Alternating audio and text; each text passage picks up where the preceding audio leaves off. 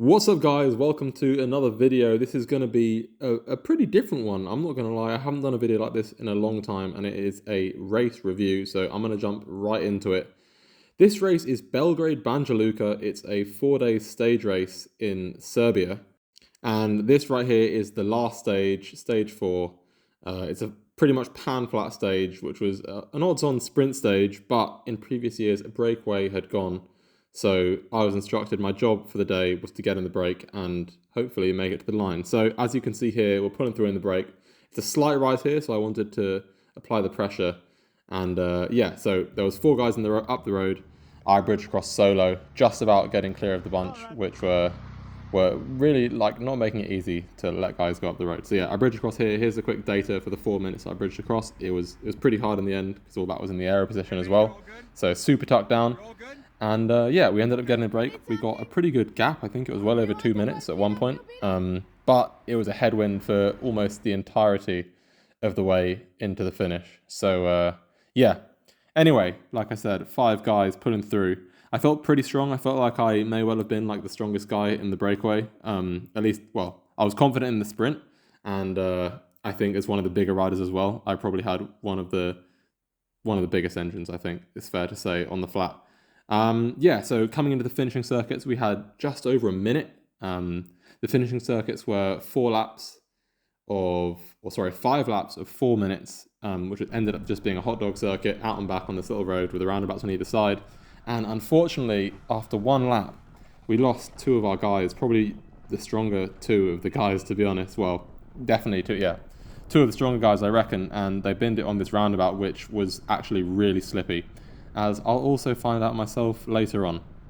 So that left just the 3 of us. One of the guys was quite a lot lighter, so as you can imagine, couldn't quite pull as hard. The other guy was pretty strong, and the gap was coming down really, really fast. And as you can imagine, on the hot dog circuit, we can see the peloton chasing every time we do the U-turn, so it was pretty tricky. So here we've got the onboard, courtesy of Insta360. I've got the new X4 camera, which is honestly phenomenal. I was able to do the timed recording, so I could time the start roughly 30 minutes from the finish line. I didn't have to turn it on, I just bolt it on and it turns on when it's ready. So here you can see I'm really whacking up the watts because I'm like, well, you might as well max effort. Let's really try and not get caught. So motoring along this road, I think we had a bit of a headwind at this point, or this way round on the circuit. The gap was not that big. As you can see, I'll pan it around here and you can see the peloton are right there. At this point, I didn't even realize they were quite that close because they just closed a huge amount on that straight. We're coming up here, I think it's about 6 kilometers to go at this point. We've got about a lap and a half to go. So yeah, like I said, I just want to empty the tank, maybe just try and stay away the longest. I haven't got a huge amount of experience being in the breakaways like this, so just want to stay away as long as possible. So coming into this part, I thought I might, rail this roundabout, try and get a bit of a gap on the other guys, go solo for a bit and see what I can do. What actually happened is I crashed. As you can see, I said I knew that was going to happen because obviously I knew it was slippy, I knew I was taking a risk, and I just pushed it a little bit too much. So here I was like, yeah, the race is pretty much over. I'm not even going to try and get back into this flow of riders because it's just asking for a second crash, which would not be ideal. So I wait for them all to pass, start going again, thinking, oh, that's race over. And then the cars start coming past and I'm like, oh, you know what, let's not just give up, right? Let's at least try and get in the peloton. I don't want to lose a bunch of time because it's just not good. It's a bit crap. So, I saw at this point I realized, oh, actually I've got, a pretty good effort left. I didn't actually empty the tank fully because I just thought I had more time to go. So another misjudgment of being in the break. It's a shame. I think we probably could have maybe made it. I don't know, it's harder to say, but we definitely could have gone a long way further because I didn't measure it quite enough. I should have started ramping up 10k earlier than I did, but that's just the way it goes. Anyway, we're back on the convoy here, we're chasing and we're trying to get back into the bunch because at this point I'm thinking, well, very worst case, at least I can try and get back into the bunch, try and help the guys get a decent finishing position. And as you can see, yeah, once I'm on the back of the car here, I'm in the convoy. I've got a pretty good amount of experience moving up through the convoy, although at this point in the race it's not really so much experience that's going to help as just having to push some watts to get back up to the peloton. So you can see here, once I cruise up to the bumper of this next car, I take a moment of respite just to ease off the pressure on the pedals and then come around again. I think this car, they actually indicated out the way because they're like, it's near the end of the race, we're not going to let you just sit on for a minute. So they ushered me through, and then, you know, you got to close that last little gap to the next car actually. There's one more car, so yeah, same again for here, and then closing the gap to the peloton. And like I said before, just a little respite, couple seconds off the pedals, and then back on to come around. Normally you should be coming around on the right side, but I don't know, normally should come around on the left side, sorry, and then yeah, for whatever reason I was coming around on the right here. I guess that's just where they were leaving the space. So like I said, this is a hot dog circuit. You'll see this same thing a couple more times. And yeah, coming through here, we're literally coming through with 1 lap to go on a 4-kilometer circuit, and I'm not even on the back of the peloton. So I'm like, okay, it's time to really start emptying the tank, especially on the last stage. There's just that much more motivation. It's like, you empty the tank now, you've done all the work up to now, and then you're done. So yeah, line's right there, just as I catch the line, 1 lap to go, 4 kilometers, and we're just all I'm thinking is get to the front, get to the front, get to the front. So I'm sort of finding the gaps between the railing and other riders. I'll be shouting, you know, making sounds. Sometimes I'll whistle just to let them know I'm there. Because especially riders back here, they're probably not going to be fighting you for position. Bunny hopped it all curve to take some more positions on the inside here, and then start sprinting again. So with this kind of circuit, you can always expect there to be a pretty big concertina effect. So when the bunch groups together coming into the corner, and then it really strings out coming out of the corner, especially when, you know, it's this close to the end of the race. So the guys at the front are already sprinting out the corner while you're still braking to go into it. So as you can imagine, the acceleration out of it when you're that far back is pretty rough. So all the riders in the back half of the peloton here it's just one long line of riders. So as you can see, pretty big amount of watts going over 450 there just to hang on to the wheels at this point. But I'm still being mindful, like, I need to move up. I really need to move up, because being back here is useless, and the later you leave it, the harder it is to move up as the peloton accelerates. So here I'm just like, I just got to move up around the outside, burn an extra match, coming around this line of riders. So we're sort of approaching the part of the bunch that's no longer just a string anymore. We're getting to that sort of the meaty part of the bunch, if you will. And here it's probably slightly easier to move up. The bunch has also stopped accelerating.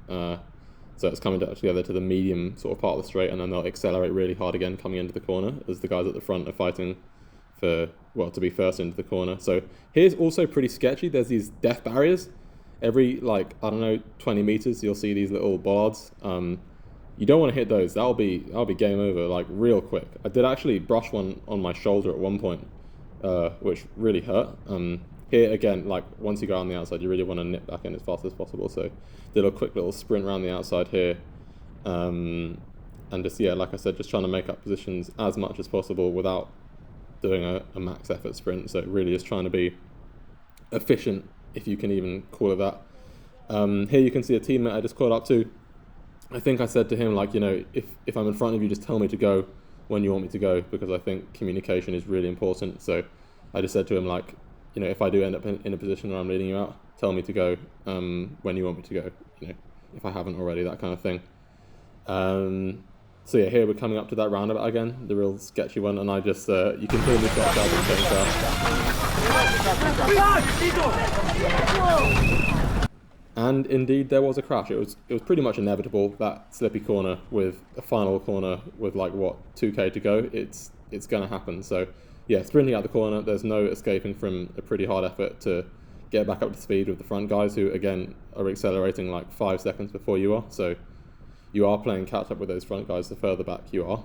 And as you can see, 60k an hour nearly, it's pretty crip. So yeah, again, the bunch starts grouping up again. This is where I really just start trying to use my momentum.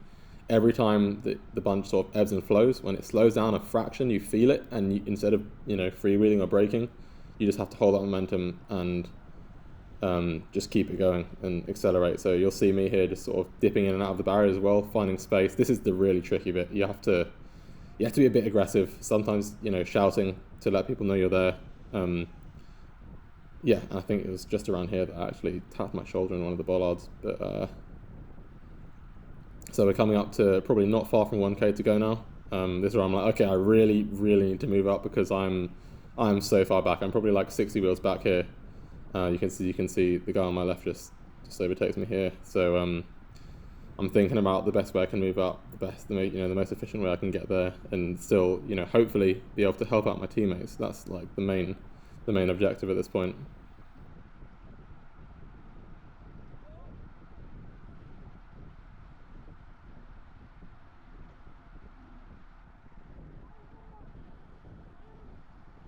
So you can see here some guys are panicking and sprinting real early. I think that's just, it's a real difficult thing to judge. Like some of those guys have gone too early, they'll have nothing by the time they get to 200 to go. So it's like, it's such a fine line between being, not patient enough. Here I can see my teammate, I give him a shout as I move past him, and I start, pretty much sprinting from here. There's about 400 meters to go, because that's like, I have to go. I come past two teammates here, I shout at them both as I'm sprinting, tell them to get on the wheel. So here I'm thinking I want to slightly come across to the right just to give my teammates space to come past me. As you can see, the two sprinters come on my right, and they've had lead outs, they're pretty fresh, and they zoom off to get 1 and 2, and then that's me finishing for 6th place. So I'll just go over that again, just nipping through this little gap being closed on the left, and here I'm like, yeah, pretty much full sprinting from here. Telling my teammates as soon as they come past to get on the wheel. I think they both ended up getting on my wheel. And then, yeah, like I said, just trying to close off to the right gradually. I'm not chopping anyone's wheel here. It's just making space for my teammates whilst also limiting the space that other people can come through on my right. So, they're more fighting for position on that side.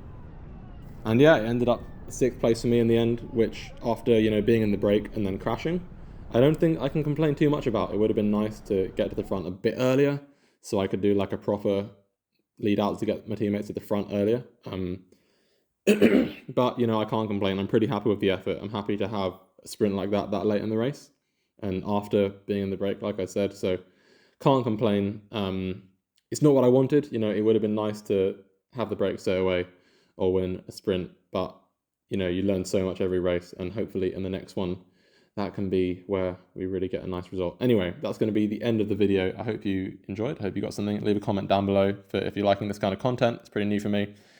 Huge shout out to Insta360 because this camera is awesome. And thanks for watching. See you in the next one. You all good? I'm all good, yeah. Okay. You need something? Huh? You want a new bidon?